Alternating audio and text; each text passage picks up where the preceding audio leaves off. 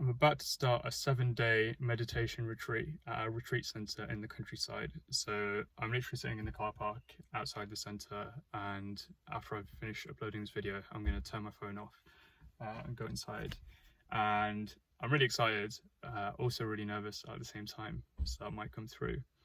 But I wanted to record this video just to kind of talk about my intentions for this retreat, and hopefully it'll give me something good to work with and reflect on after I've finished the retreat. So let's start with why am I on this retreat? What's the point of going on retreat? I see real value in just stopping your usual routine, stopping what you usually do, stepping out of the usual life that you live for a while, and doing something completely different, maybe even going somewhere completely different. I see real value in that, because when you kind of create that space where you're not living out your usual life, you then get to look at it and see and ask yourself, is this really the life that I want to be living? Am I really being the person that I want to be? And going on retreat really gives you that space, and obviously immerses you in an environment that's really conducive to reflection and to growth. So that's why I'm here. I want to work with two main things on this retreat, two things I want to work with. And the first one is moving from doing to being. So usually in my everyday life, I'm constantly doing, moving from one task to another. And in a way, this is really good. Like, I really enjoy it because I'm often working on fulfilling work, doing things that are enjoyable to me. But it does have its downsides, and what I'm working with is, I feel like it's often born from this insecurity of, I need to be doing stuff in order to have value as a person, and I can't stop doing, because that means I'm not doing anything and I'm not worth anything. So that's what I'm kind of working with. And being on retreat is, I guess, the complete opposite of the routine that I just described of doing, because retreat is more about being than doing. Obviously, when you're on retreat, there's stuff to do, like meditation and talks and getting to know people, but it's like I said, it's less about that and it's more about being. There's a lot of space, and I feel like that's going to be really challenging to me, but in a good way, and I'll see what I learn from it.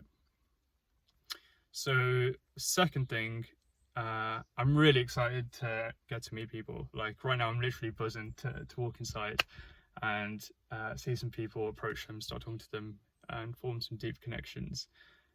But I feel like the social, there's a kind of darker side to this social game. I don't know if that's the right word, dark side.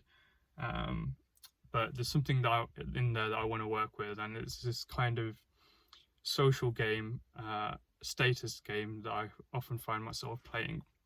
And it's like, when I usually do something like this, I walk into a room full of people that I don't know, and I instantly make snap judgments about everyone that I see in the room. And so I start looking at people and judging them as, oh, you're a cool person, you don't look so cool. And it's usually based on, like, the clothes people are wearing, or how good looking they are, or how they sound when they speak, how articulate they are. And so I make these judgments like, oh, you look really cool, I want to get close to you, and you don't look so cool, so I don't want to get close to you. And yeah, I just always find myself falling into this game. It's only something I've recently become really conscious of. And what's the problem with this? Well, I think it means that I'm making these snap judgments, instant judgments about people without really knowing them. And obviously that turns out to be very inaccurate a lot of the time. And these judgments aren't really based on anything of depth that I know about the person. It's just very surface level. You look cool, I want to get to know you. You don't look cool, I don't want to get to know you. And obviously, I miss out as well on a lot of friendships, because I judge a person by their cover, by how they look. So yeah, that's something I want to work with. I imagine I might not be able to let go of it so easily. So if I can't let go of it, I want to at least be mindful of it. And try and operate from a posture of love rather than a selfish place of wanting to add people to my life. So that's what I'm working with, and yeah, I'm just going to see how it goes. I'm sure I'm going to get a lot of other stuff from the retreat, so I'm going to record another video in a week's time to reflect on these two things, and hopefully also share some of the stuff that I've learned from the retreat. So I just come back from the meditation retreat today, so I guess technically it's day 7, and wow, what an amazing time. I learned so much. I literally wrote down about 15 lessons that I learned or on retreat, but I'm just going to share 3 of them in this video, and I'll start with the 2 intentions that I talked about in the last video. And the first one was moving from doing to being. About on the second day of the retreat, I remember I saw a guy sitting outside and he was just sitting like this, just sitting idly. And I don't know what it was, but something about that image just struck me, the image of him just sitting like this. And I thought, wow, like I literally never do that anymore. Like I can't remember the last time I just sat down like this and just got bored. And so I decided to just copy him. So I just sat there like this and sat for like 15 minutes. And I was like, wow, this is great. I want to do this more. And so I decided to make it a practice, not just on the retreat. So I did it every day of the retreat, made time to just sit and get bored. But I also am now making it a practice for my daily life. So I'm going to make this a daily thing, even if it's just for at least 5 minutes every day, to just sit there and get bored. And what's the point of this? Well, most of us don't allow ourselves to get bored anymore, and it's because of this thing right here, the mobile phone. Whenever we have even the slightest sense of boredom or distraction arise, we can pull this thing out and start scrolling through it and engage our minds. And even if we have any free time that comes up in our day, we usually just rush to fill it with some other activity. And what's the problem with that? The problem to me is that when you never allow yourself to get bored, you end up just filling your time with stuff that's not actually meaningful to you, stuff that you don't actually want to do. I read this great quote on retreat, and it said, "Busyness serves as a kind of existential reassurance, a hedge against emptiness. Obviously, your life cannot possibly be silly or trivial or meaningless if you're so busy, completely booked in demand every hour of the day. I can't help but wonder whether all this histrionic exhaustion isn't a way of covering up the fact that most of what we do doesn't matter. I can't help but wonder whether all this histrionic exhaustion isn't a way of covering up the fact that most of what we do doesn't matter."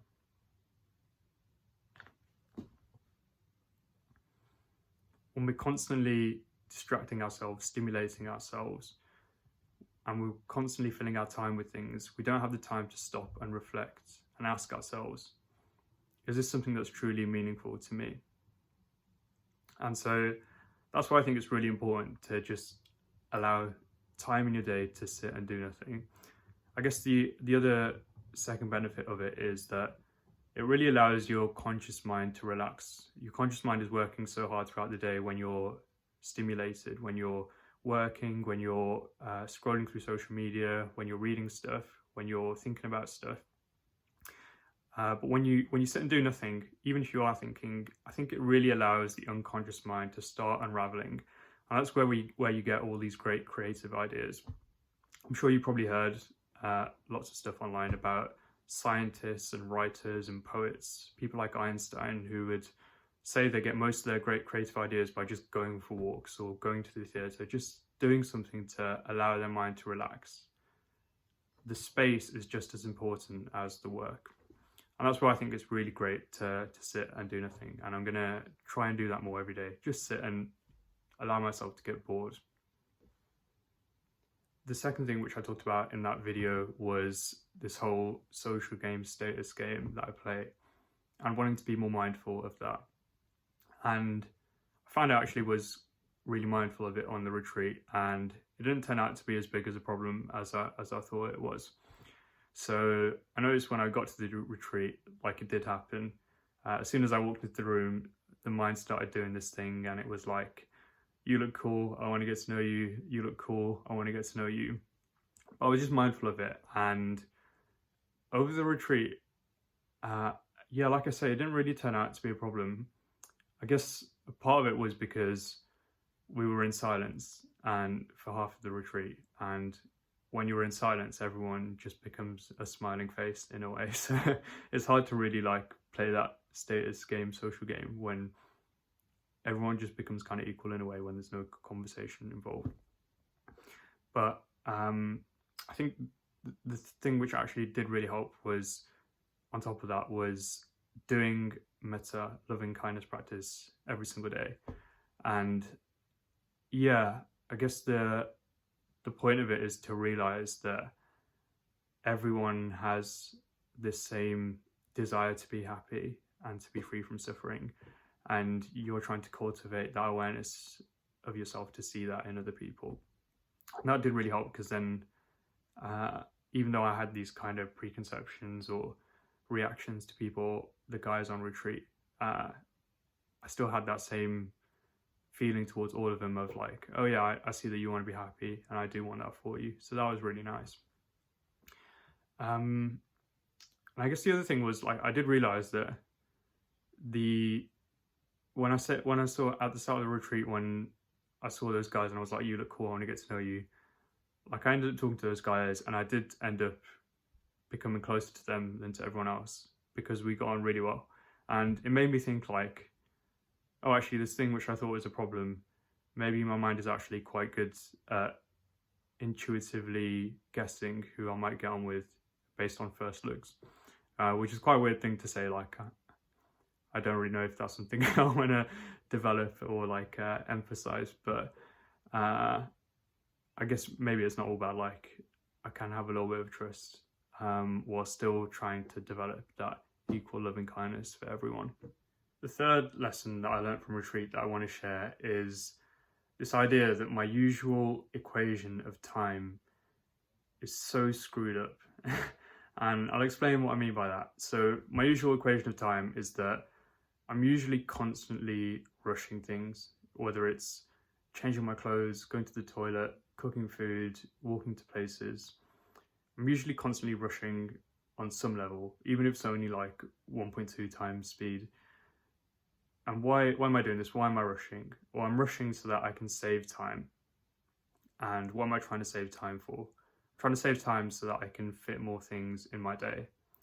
But what's the effect of this? So when I'm constantly rushing, I end up more stressed, less focused, and then I feel the need to distract myself by doing things like scrolling through social media or wasting time on my phone, which ends up making me worse off in all ways.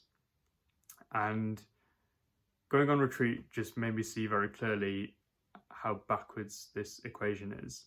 And maybe it's very obvious to you watching this how stupid it is. So I'm rushing things so that I can save more time, but I end up wasting more time as a result of the stress that's created from rushing things.